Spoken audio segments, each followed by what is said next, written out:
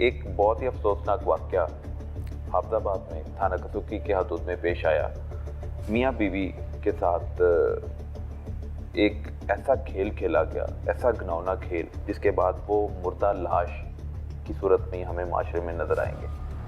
तो तमाम तर मुलज़मान गिरफ्तार हो गए, मारे गए या कोई बच गया? नहीं, इसमें ये इंसिडेंट आपने बिल्कुल सही कहा कि इस इंसिडेंट की जितनी भी मज़म्मत की जाए उसमें दूसरी राय नहीं है। ये इनिशियली इंसिडेंट हुआ था 25 अप्रैल 2025 में, और इसमें जब हमारे पास 3 जून को FIR हुई तो उसके बाद से लेके आज तक उसमें 3 एक्यूज़ जो है, जो नॉमिनेटेड एक्यूज़ थे, वो पुलिस इनकाउंटर्स में एलिमिनेट हुए हैं। एक एक्यूज़्ड अभी बाकी है जिसके ऊपर डिस्ट्रिक्ट पुलिस भी काम कर रही है, दिन रात काम कर रही है, और जिसके ऊपर CCD भी इंडिपेंडेंटली काम कर रही है। तो मुल्ज़म की गिरफ्तारी मुमकिन नहीं हो पाई। मुल्ज़म इतना चालाक है कि वो पुलिस को चकमा देकर फरार होने में कामयाब हो गया, रूपोश हो गया, कहीं छुप गया है।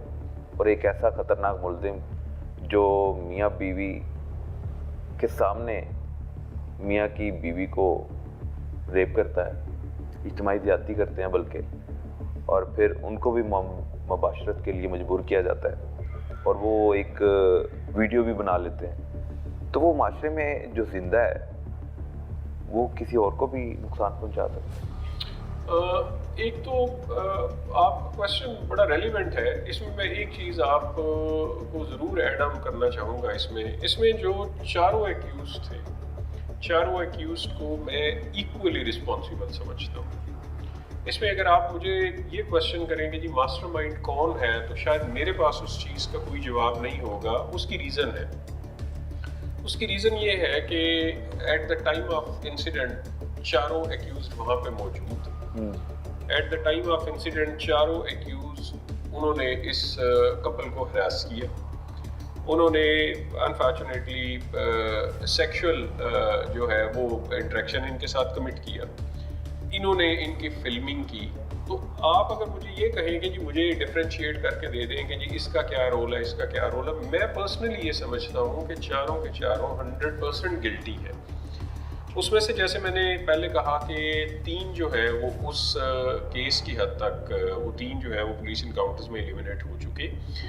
एक जो है वो उसके लिए जितनी बेस्ट पॉसिबल एफर्ट्स हैं जी वो चल रही हैं, और उसमें मैं पर्सनली ये समझता हूँ कि CCD अपनी जगह के ऊपर बहुत जेन्युइन एफर्ट्स कर रही है, डिस्ट्रिक्ट पुलिस भी अपनी जगह के ऊपर एफर्ट्स कर रही है। जो चीज़ें हमारे पास सामने आती हैं इंटेलिजेंस के हवाले से, टेक्निकली कुछ चीज़ हमारे सामने आती है, तो वो उस पे किसी किस्म का ना कोई डिले है और ना ही हमें ये केस भूला है। इसमें हमारी पूरी कोशिश है कि इसको हम लोग 100% इस केस को हम लोग वर्कआउट करें। सर, जो चौथा मुल्ज़िम अभी तक पुलिस की गिरफ्त में नहीं आया, उसका नाम क्या है?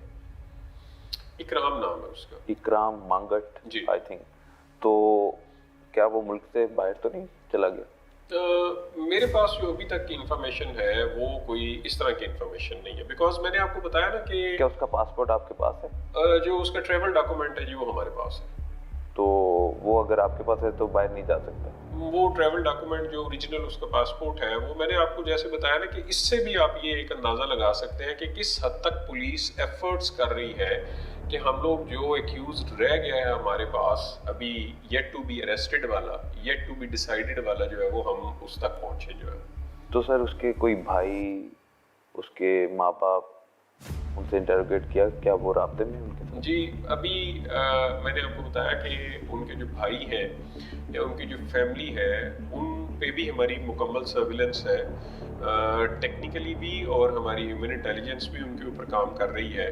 बट जैसे हमारे पास कोई ऐसी कोई चीज़ सामने आएगी जिससे कि हमें लगे कि इंशाल्लाह हमें कोई मेजर ब्रेक थ्रू जो है वो आ गया है या आने वाला है, तो डेफिनेटली वो जो यूज़फुल इंफॉर्मेशन होगी हम लोग आपके साथ शेयर करेंगे उसको। अच्छा सर, 4 ये डाकू थे जो वारदात भी करते थे और फिर इज्तिमाई ज़्यादती का निशाना भी बनाते थे जो भी गुजरता था, तो क्या ये क्रिमिनल रिकॉर्ड है इन 4 का? पहले इनमें से 2 का क्रिमिनल रिकॉर्ड है जी और 2 का नहीं। ये जो अभी इकराम है इसका क्रिमिनल रिकॉर्ड है और इसके अलावा एक और एक्यूज का क्रिमिनल किस तरह का क्राइम ये करते हैं? पहला जो क्राइम पर है वो किस नौयत का है? वो इकराम का तो कोई मिसलीनियस है, उसमें एक कोई शायद अटेम्प्ट टू मर्डर का भी एक एफआईआर है, कुछ वो वेपन्स की एक दो एफआईआर है, कुछ इस तरह का है उसका क्राइम। नाजायज रास्ते के हवाले से। तो दूसरा मुल्ज़म जो जिसका रिकॉर्ड है उसके पास भी मेरा ख्याल है कि कोई 2 या 3 एफआईआर है। अभी रेडीली मेरे पास 100% करेक्ट इन्फॉर्मेशन तो नहीं इस टाइम पे मौजूद है, और उसका भी रिकॉर्ड है। 3 मुल्ज़मान का कैसे सुराग लगाया, कहाँ से गिरफ्तार किया, कहाँ छापे मारे? ये जिस टाइम पे मैंने आपको बताया ना जी कि 3 जून को जिस टाइम पे वो कपल मेरे पास आया है, मेरी अपनी उनके साथ मुलाकात हुई है और हमने उन्हें ये रिक्वेस्ट की उन्हें कि अब जो कुछ होना था वो हो गया। जिस काम से डर के आप अपने घर में बैठे हुए थे कि जी शायद कभी ये जो इन्होंने फिल्म्स बनाई है ये कभी अपलोड ना हो जाए, कभी वायरल ना हो जाए, तो वो तो हो गया। अब वो सारी चीज़ें वायरल होने के बाद भी आप अपने घर में इसी तरह से बैठना चाहते हैं, जो आप अभी कह रहे थे कि जी वो तो जिंदा लाशें हैं, या फिर अब इसको आप करेज के साथ फेस करना चाहते हैं? चॉइस आपकी है। आप इसे करेज के साथ फेस करना चाहते हैं तो पुलिस फिर भी आपके साथ है और पुलिस अपनी पूरी एफर्ट्स लगाएगी कि जी हम लोग इस केस में लॉजिकल एंड तक इस केस को लेके जाएं। अगर आपको स्टिल ये फीलिंग्स हैं कि जी आप इसको नहीं फेस करना चाहते, तो फिर आप हमें अलाउ करें कि पुलिस अपनी मुद्दत में इस केस को आगे प्रोसीड कर ले। मैं समझता हूँ कि वो जो बेचारे विक्टिम्स हैं उनको मुझे बिल्कुल 100 आउट ऑफ 100 वाली बात है, उन्हें पूरा क्रेडिट हमें उन्हें देना चाहिए कि फिर उन्होंने इस सिटिंग के बाद उन्होंने हिम्मत की कि लेट्स मूव फॉरवर्ड। और उसके बाद फिर जो एफआईआर लॉन्च हुई, एफआईआर लॉन्च होने के बाद फिर तो आप ये समझें कि इसमें सीनियर ऑफिसर्स लम्हा व लम्हा हमसे सारी की सारी इंफॉर्मेशन भी ले रहे थे, हमें गाइड भी कर रहे थे, और उसमें फिर कोई ऐसा चीज़ नहीं थी। आप ह्यूमन इंटेलिजेंस समझ लें, आप उसमें रीडिंग पार्टी समझ लें, आप उसमें आईटी रिलेटेड एनालिसिस समझ लें, यानी आप यू नेम एनीथिंग, और वो उसमें पुलिस ने उसके ऊपर काम किया होगा कि जी इन एक्यूज जो है जिन्होंने ये ग्रूसम एक्ट किया है उन तक हम लोग पहुँचे।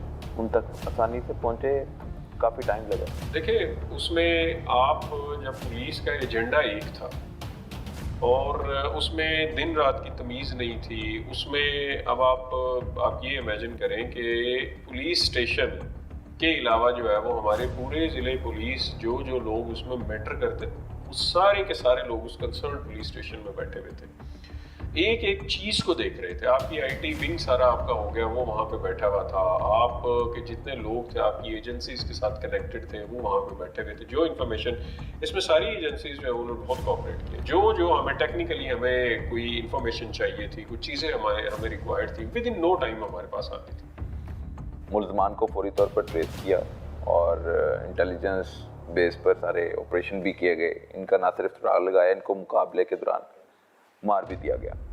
तो चौथा मुल्ज़िम अभी तक नहीं गिरफ्तार, लेकिन इसी थाने के एक चौकी इंचार्ज की तरफ से एक भंड मारा जाता है, और बल्कि ये ख़तरनाक मुल्ज़मान का साथ दिया जाता है। जो अक्सर हम सुनते हैं कि पुलिस मुजरमान की आशीर्वाद करती है, उनके ज़ेरे साया क्रिमिनल क्राइम करते हुए नज़र आते हैं।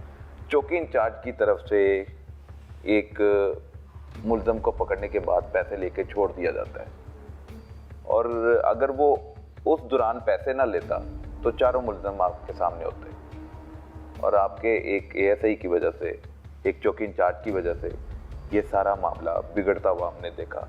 उस एएसआई चौकी इंचार्ज के खिलाफ क्या प्रोसीडिंग कर रही है? देखिए, एक तो ये जो आपकी अंडरस्टैंडिंग है उस चौकी इंचार्ज के हवाले से, उसमें ये जो ब्लंडर कमिट हुआ है, बल्कि अनफॉर्चुनेटली अगर मेरे पास कोई ब्लंडर से भी ज़्यादा बड़ा वर्ड होता तो वो मैं ज़्यादा इत्मीनान महसूस करता वो वर्ड इस्तेमाल करने में। पॉइंट ये है कि आपकी बात किसी हद तक ये ठीक है कि अगर वो चीज़ें इस तरह से मैनेज ना करता तो शायद आज हम डिफरेंट किसी स्टेज के ऊपर खड़े हुए होते। एक चीज़